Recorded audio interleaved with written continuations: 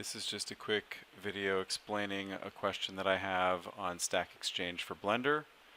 I am in Blender 2.91.2. So I have a default scene that I have saved just with a sphere versus the cube. What I wanted to save was the way this cube is displayed under viewport shading with Studio selected. Right now, currently, this is just the default look that it always has whenever I start it up, even if I save a default scene. Now if I go into settings here, you can see I have one that I custom created, but by default this one isn't replacing the default one. Even if I save the scene and I save preferences in here, nothing really seems to change it until I click Edit Studio Light, which this is a pretty misleading thing here, because when I mouse over it, this says view the results of the Studio Light editor in the viewport. So this is more like display what you have edited rather than edit. It's kind of like that's confusing. But beyond that, no matter what I create here or where I save them or how I install them or load them, they never will display when I open Blender. And it's really annoying to make my own custom one and have to load it every time I start Blender.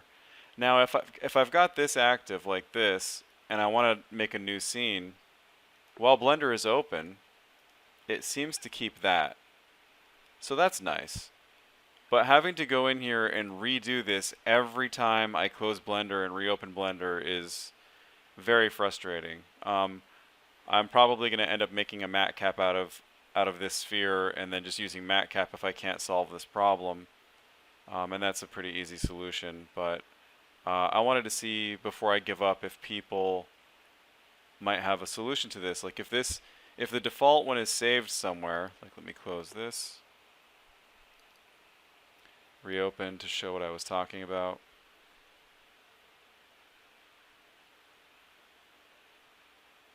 See, we're right back to where we started with this.